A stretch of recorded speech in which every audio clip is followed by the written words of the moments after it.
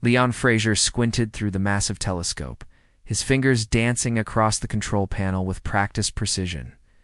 Another night at Palisade Mountain Observatory meant another opportunity to document the mysterious radio pulses that had captivated the astronomy community for months. At 34, he had grown accustomed to the solitude that came with being the senior researcher at one of Earth's most remote scientific outposts. "Still chasing ghosts, Dr. Fraser?" The voice startled him, breaking the sacred silence of the observation dome. Leon turned to see Director Collins standing in the doorway, accompanied by a woman he'd never seen before. Her presence was immediately striking. There was something in her posture, in the way she surveyed the equipment with knowing eyes, that suggested she understood this place better than anyone who had just arrived possibly could. "This is Dr. Myra Calix," Collins explained. "Your new research partner. Board approved her transfer yesterday." Myra stepped forward, extending her hand. "I've read your papers on interstellar communication patterns. Fascinating hypotheses, though I believe your frequency analysis could use some ... refinement." Leon raised an eyebrow. "Is that so?" "Indeed." A smile played at the corners of her mouth. "Perhaps I could show you my approach." Director Collins cleared his throat. "I'll leave you two to get acquainted. Dr. Calix's credentials are exceptional, Leon. I expect you'll find her insights valuable." After Collins departed, an awkward silence filled the dome. Leon returned to his telescope, attempting to ignore the newcomer, but found himself distracted by her movement as she explored the observatory. "We don't usually get transfer requests to Palisade," he said finally. "Most researchers find the isolation ... challenging." Myra approached the main console, her fingers hovering over the controls with unusual familiarity. "I find isolation clarifying. May I?" Before he could respond, she adjusted several settings, bringing new coordinates into focus. The screen illuminated with a distant star cluster Leon had never prioritized. "There," she whispered. "Watch," as if responding to her command. A pulse of energy flashed across the sensors, stronger and more distinct than anything Leon had recorded in months of research. "That's impossible," he muttered, rushing to the console. "How did you know?" Myra's eyes reflected the starlight from the dome's opening above. "Sometimes you have to look beyond conventional parameters to find what's truly speaking to you." Over the following weeks, Leon found himself simultaneously frustrated and fascinated by his new colleague. Myra worked odd hours, often disappearing during the day and appearing at night with new calculations that defied standard astrophysical models. Yet her predictions consistently proved accurate. One evening, as aurora lights danced across the mountain sky, Leon found Myra standing outside on the observation deck, her face tilted upward, eyes closed as if listening to something beyond human hearing. "Beautiful, isn't it?" he said, joining her. "They're trying to reach us," she replied softly. "Who is?" Myra turned to him, her eyes reflecting the violet streaks overhead. "The stars, Leon. They've always been speaking. We've just forgotten how to listen." Something about her expression, the certainty in her voice, sent a shiver down his spine. In that moment, with the cosmos swirling above them, Leon sensed that Myra Calix would change not just his research, but his understanding of everything he thought he knew about the universe, and perhaps his heart as well. Leon couldn't explain his growing fixation with Myra's research methods. 3 months into their partnership, he found himself poring over her notes late one evening, trying to decipher the unusual mathematical sequences she'd developed. They seemed to predict astronomical phenomena with uncanny accuracy, yet followed no established scientific principle he recognized. "Finding anything interesting?" Myra's voice came from the doorway, startling him. I was just reviewing your calculations for tomorrow's observation," he admitted, feeling like a child caught snooping. Rather than anger, Myra's face showed something like relief. She closed the door behind her and sat across from him, her fingers lightly tracing the equations on the desk between them. "I've been waiting for you to ask," she said quietly. "You're more perceptive than the others. I knew you would sense the discrepancies eventually." "Discrepancies is an understatement," Leon replied.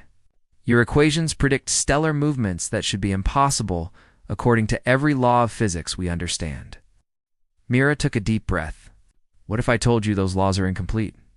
That there are ways of understanding the cosmos that your science hasn't yet discovered? Something in her phrasing caught his attention. Your science? You speak as if you're not part of the same scientific community. The silence that followed seemed to stretch into infinity. Mira stood and walked to the window, gazing at the night sky. I need to show you something, but I need your word you won't report what you see. Not yet.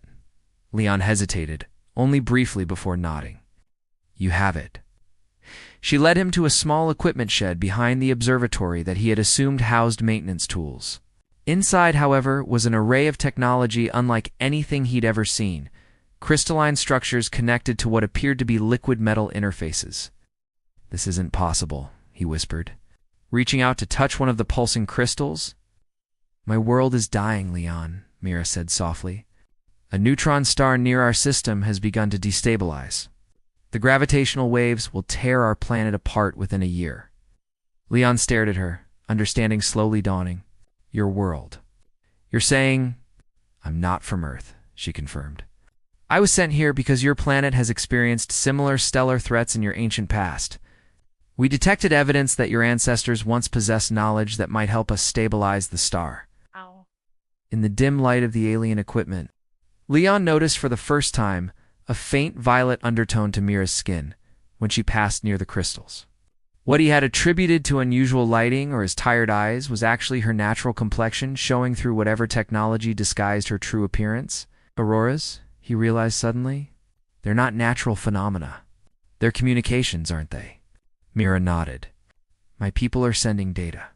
I've been transmitting research findings back using these instruments. Leon should have felt fear or at least scientific skepticism. But instead, a strange sense of wonder filled him.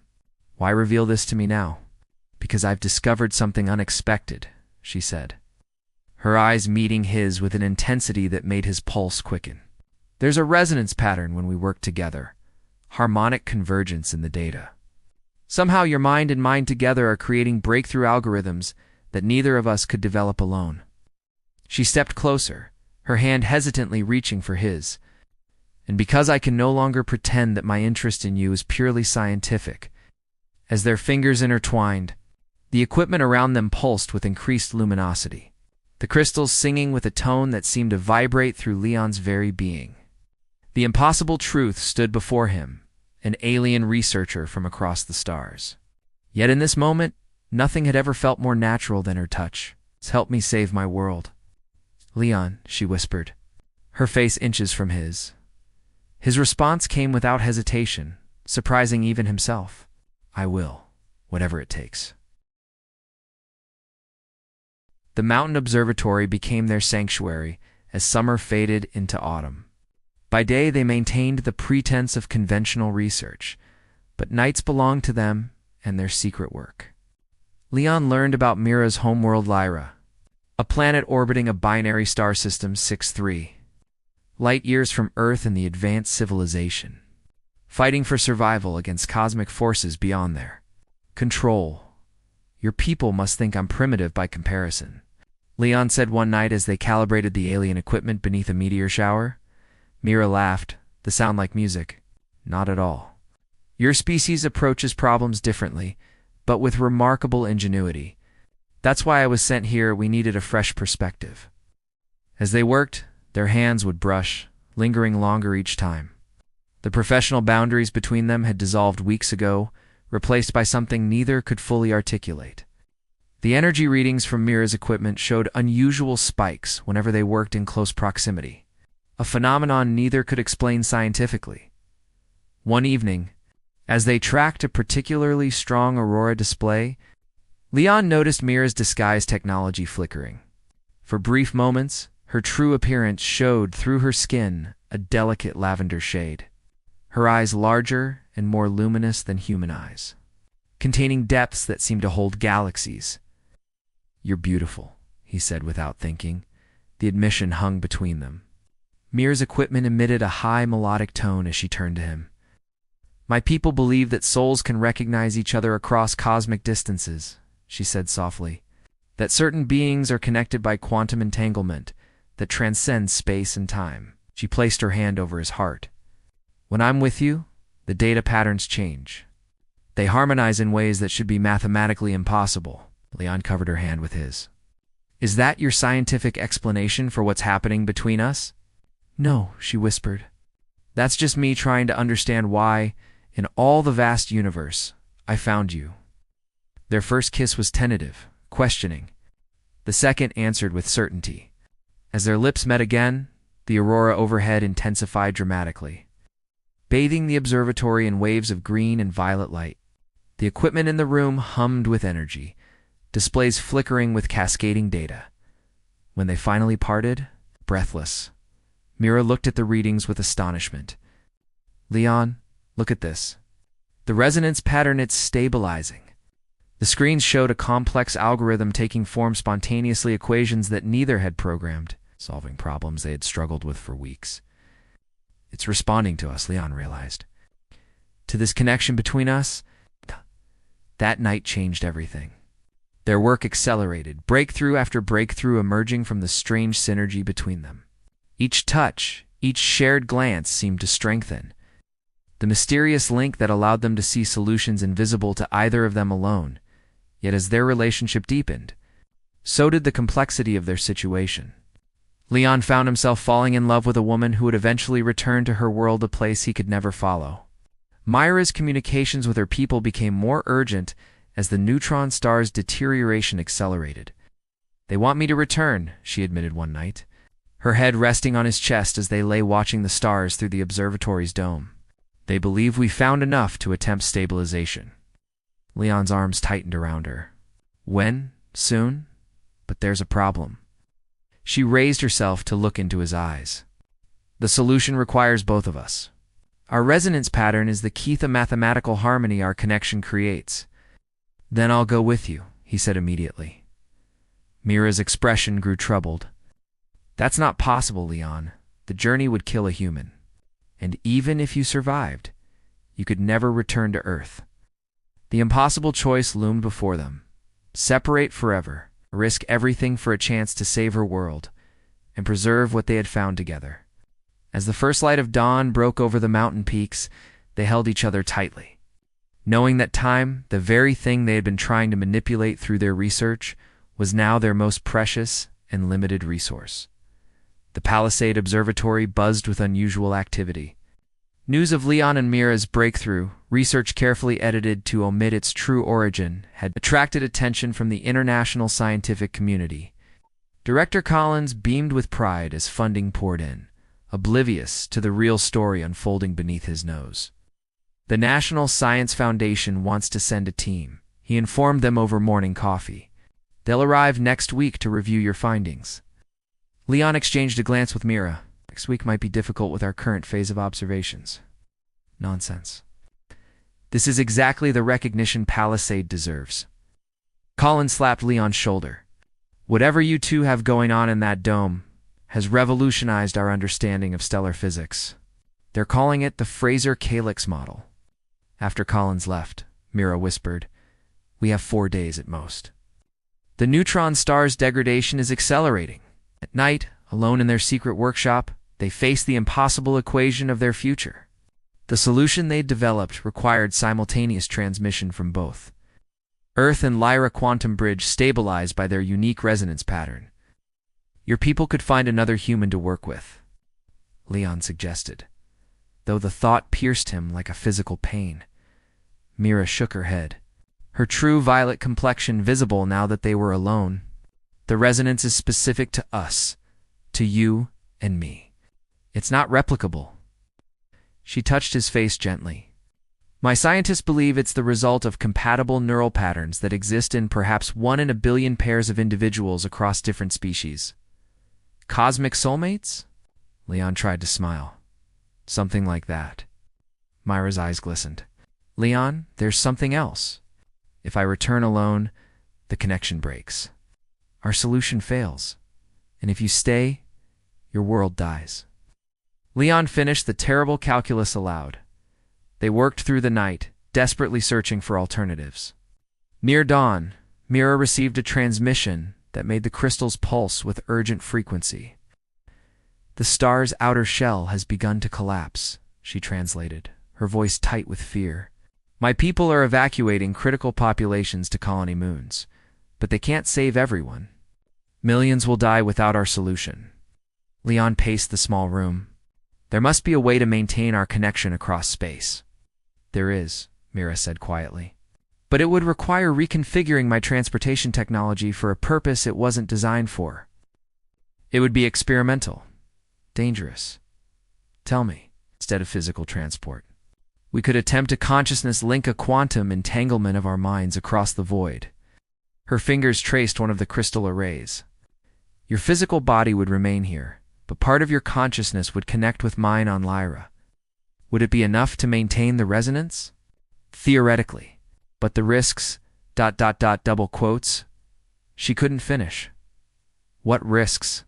Mira finally met his gaze. Neural degradation. Memory loss?